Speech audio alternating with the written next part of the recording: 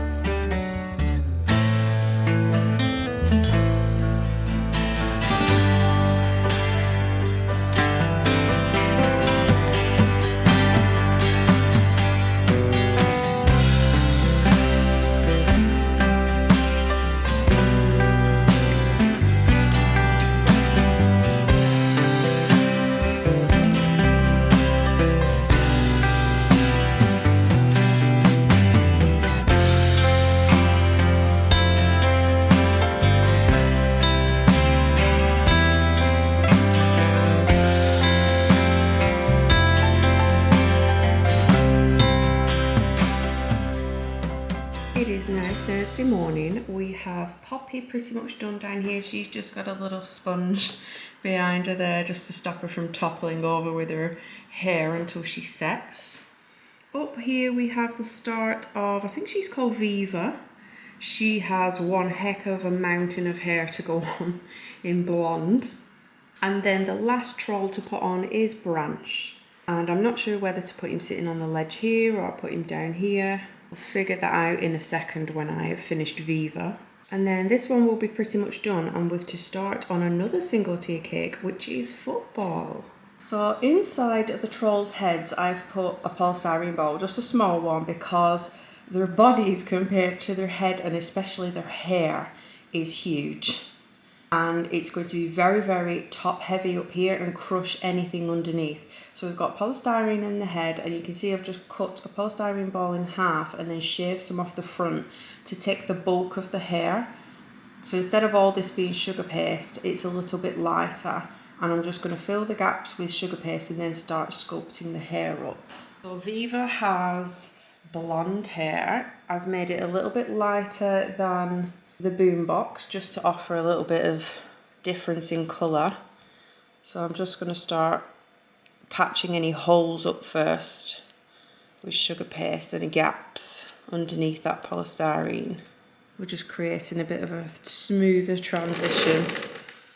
Now luckily Viva's hair is quite messy It's got lots of like little strands hanging out everywhere, so we don't have to be quite as neat. So I've just rolled like a large flat teardrop shape, which I'm going to stick around the back there, like that, and then mould that up to the top, and then I'm going to stick a piece on the front as well. There's like a million different ways you can make troll hair, and I guess it's just choosing the one that works for you at the time. Like Poppy's hair was made completely differently because it's a different style. So I've just wet all this now. I'm going to place that around the back.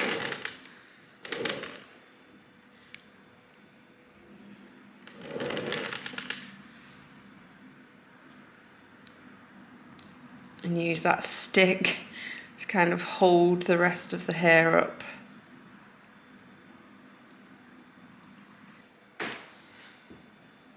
Then carve some wavy lines into it. Stick that hair to the back because she's got very wavy, messy hair.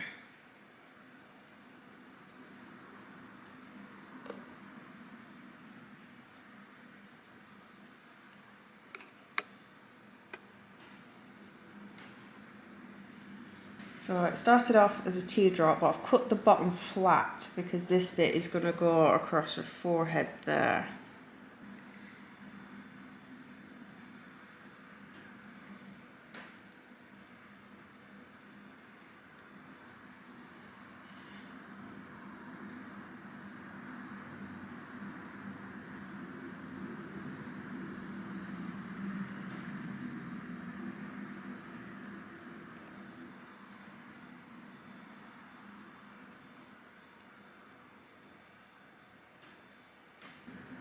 I can feel even now how heavy this head is, even though it's mostly polystyrene in the face and in the hair.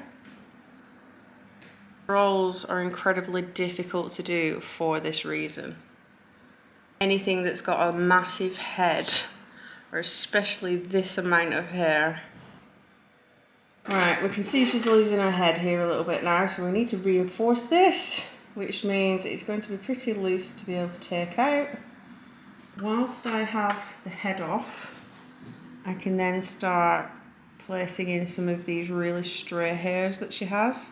So I'm just taking some scissors and cutting out and bending some of the points away, like this, which will save us from having to stick any extra stray hairs onto an already heavy head.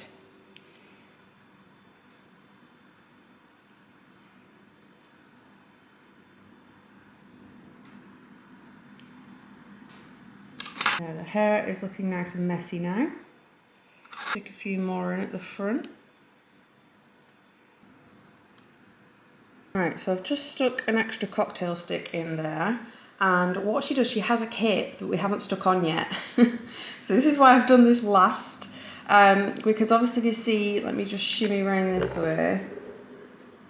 While she's been setting, her arm has slightly come away from her body here, only at the bottom.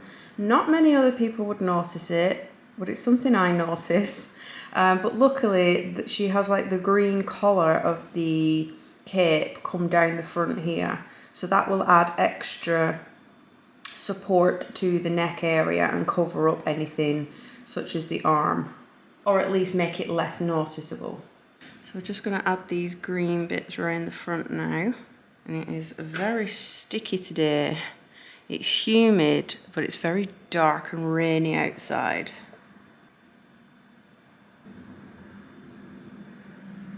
Right, so Viva's nearly done now. We just need her strand of hair down here. So I do get comments sometimes on what I use, because this is just straight up sugar paste. It's literally sugar paste with some yellow colouring in, nothing else at the moment.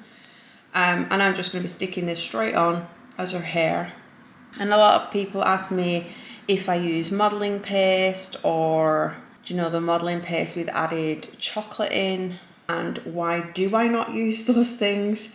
One, they're quite expensive.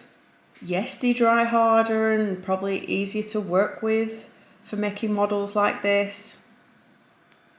but it's really expensive compared to just regular sugar paste. This is even supermarket sugar paste I'm using here right now, just to give you an idea of how I'm doing this.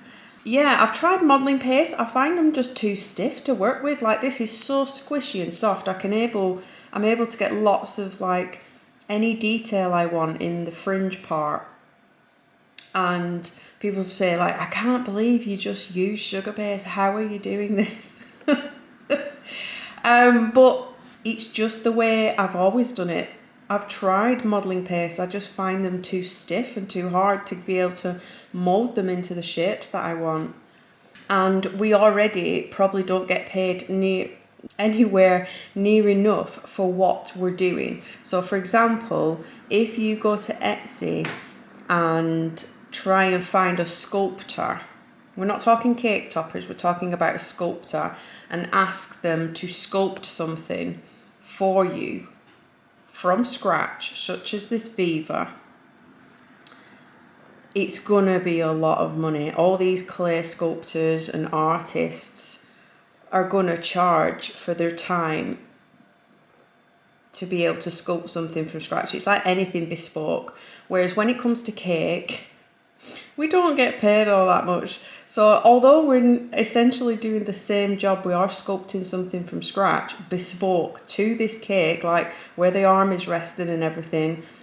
It's very bespoke to what I'm working on. We don't get paid anywhere near enough for sculpting something just because it's out of sugar paste. So if I can make the materials as cheap as possible, then that's always a bonus, because you then ending up spending a lot more on your materials and losing out even more, because not many people will pay to have a very expensive model on their cake, because that's what they see as a cake. It's temporary. It's not something that sticks around. I know you can take toppers off and things like that, but it's just seen in a different light.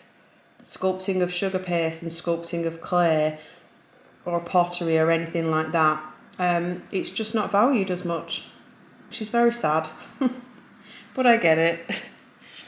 So I'm just going to stick her little wispy front piece of hair on now. I'm just rolling it off camera into a point. I'll show you in a second, but my gosh, is it sticky today. I might actually, even though it's raining outside, might have to put the aircon on just to help with that sticky, humid air. Right, so this is what I've got, this long point. I curl it just by literally just doing this, holding the end and then twisting that into a curl. Of course, please mind my nails as usual. My nails look disgusting in every single video, because when I come to edit it, I go, oh my god, I didn't tell them about my nails.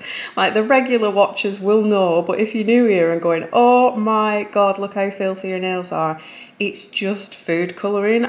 I colour all these little bits and pieces. So the green, I've literally just coloured that to put the cape on, so the colouring gets stuck under my nails. That's all it is. I don't go digging in earth. I'm not a mole. So I'm just going to hold this up here, see where I want it, nip it off and stick it on. There, we'll take this much off. Add a little bit of water across there.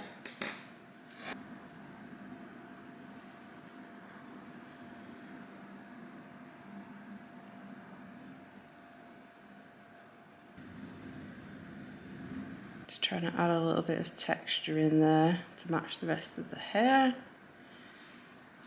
And for extra support, we're going to stick this curl to the front of the face. So that's what she looks like now. And Viva is all done, and we're going to start on branch. I'm going to do that off camera, otherwise I'll never get it finished. But I'll show you when I'm done. We're done. How fun and colourful is this? I just knew that boombox would make a great cake. I've just left the sponges in place for now while it is setting. But we now have branch down here at the bottom with his legs and arms crossed. And you might have noticed it says Little Mix in here because it's usually got a different band name from the Trolls film, but Isabella is a big Little Mix fan and her favourite song is DNA, so we've put some lyrics from DNA on the board there, there's some around the back as well. Music notes, stars, all very colourful and fun. I love this cake. I haven't done a colourful one like this in a while, but when you stand back and take a look at it, you just go, yeah. I do love this type of cake. Even though there's lots of fiddly bits, because obviously Poppy's got like stripy leg warmers on there, she's got her headband on. And we also have a little bit of glitter. I don't think it shows up on camera very well, but there's little bits of lustre shimmering away there on the board. Now that that one's done, we are going on to the football cake. So a long time ago, I created a video which was actually based on a blog post that I'd written many years ago. And it was things that, as a business owner, you were totally entitled and allowed to do. And one of those things on the list was saying no to particular cakes that didn't align with your style, your skill set, or interests. Now on my list, which makes me laugh now, is I could say no to vehicle cakes because I just don't like making them that much. You can go back. I think it might have been the last vlog or the vlog before I made a car cake. And another one on the list was football cakes, and I'm making a football cake. The reason for this is I was in a very fortunate position a long time ago, way before COVID, where I was so busy that I was able to kind of pick and choose the cakes that I wanted to do. So football, vehicles, golf, things like that, which don't really excite me, I would have preferred to give to another cake maker who enjoyed making those types of things. If I could swap a football cake for, say, a labyrinth cake or something 80s, and I had the option to do that, then I was going to do that.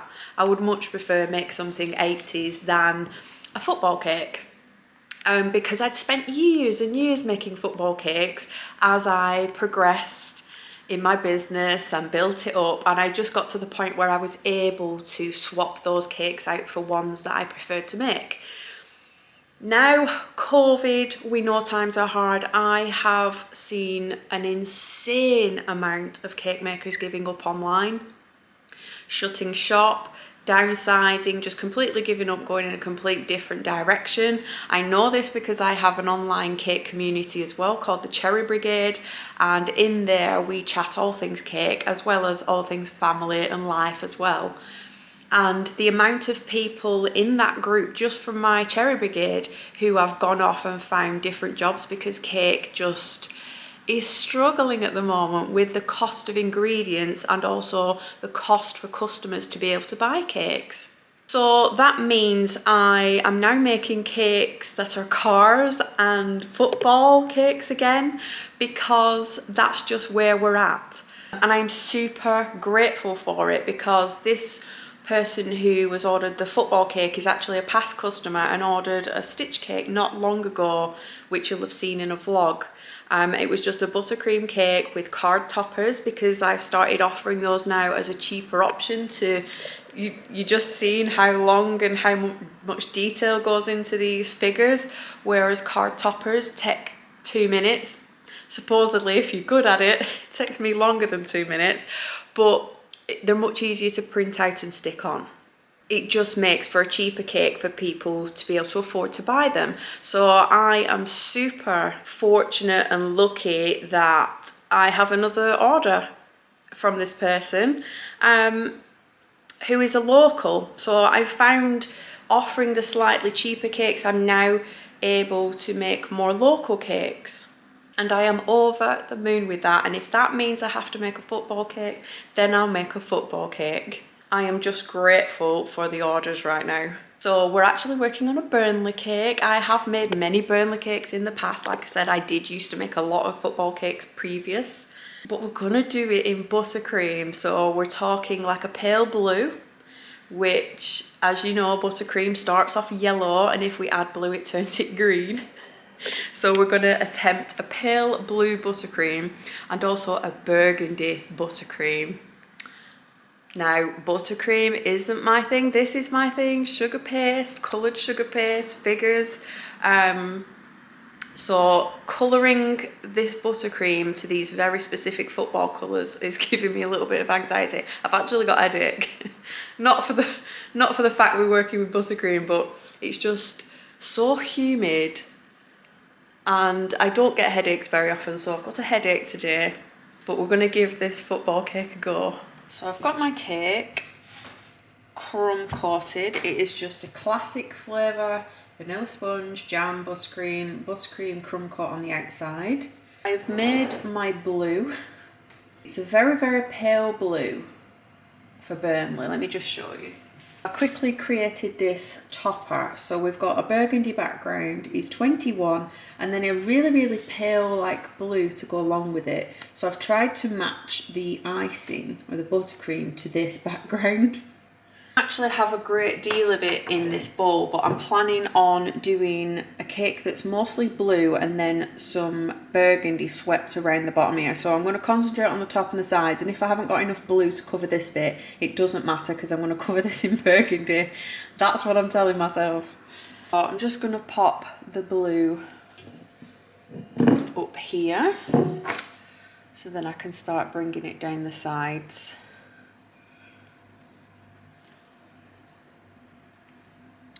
Like I said, buttercream is not really my thing. I do them now and again, but I don't do them often enough to kind of get too good at them. Do you know, they're just passable when I come to make a buttercream cake because I don't make them that often. I'm not really massive on the troubleshooting side of it. If something goes wrong, I'm not exactly sure how to fix it because I don't do them that often. So I'm just bringing this blue down. As long as I've got all the sides and top covered, I'll use whatever I've got left to kind of drag it towards the bottom. I used to actually cover all my cakes in buttercream back in the day before ganache was a thing. It was buttercream like this, smoothed as much as we could get it, and then you'd put your sugar paste over the top. That just still seems insane to do nowadays. Now we've got like the stability of the ganache. Right, I've got my Pro Froster, which I mainly use for ganaching. It just makes the sides straight and the top flat. So it's not really about a main finish. This is just about getting even, straight sides and a flat top. But it doesn't do too bad of a job.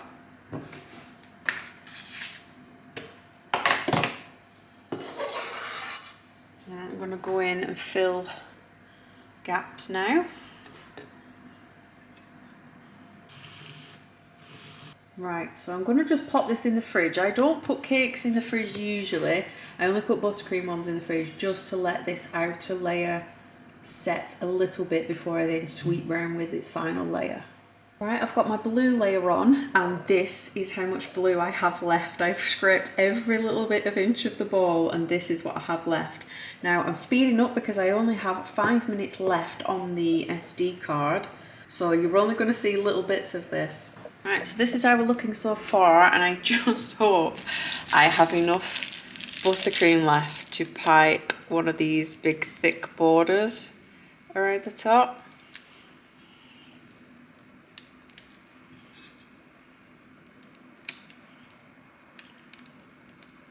Oh my gosh, I can feel so much is being used out of the bag.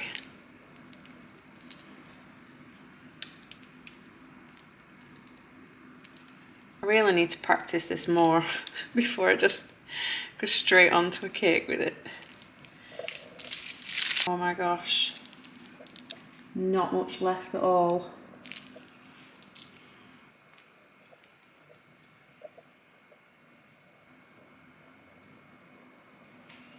Having a little panic that there wasn't enough on here, so I've quickly, this is the beauty about using a like a Cricut or a silhouette machine is you can just quickly cut something else out.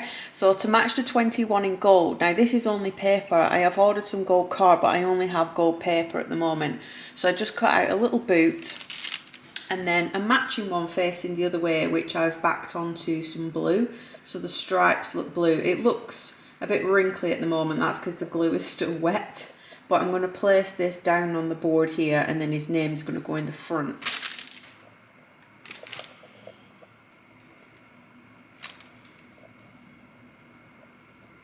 And that is where my SD card filled up and it stopped filming. But 2 cakes complete. I hope you enjoyed watching. You can tell I'm very busy when I start to look like this and the surroundings start to look a bit messy. And I'm here in my pyjamas without having my hair done and no makeup on. You know it's all going to mush behind the scenes. But I just wanted to put an ending to this video so I could get it uploaded and you can watch it. There are more tutorials on the way. I just need to get myself more organised, but hopefully you enjoyed this one. Subscribe if you haven't already. Don't always look like this, although it's a good 5 times out of 10 at the moment. And I will see you again in the next ones.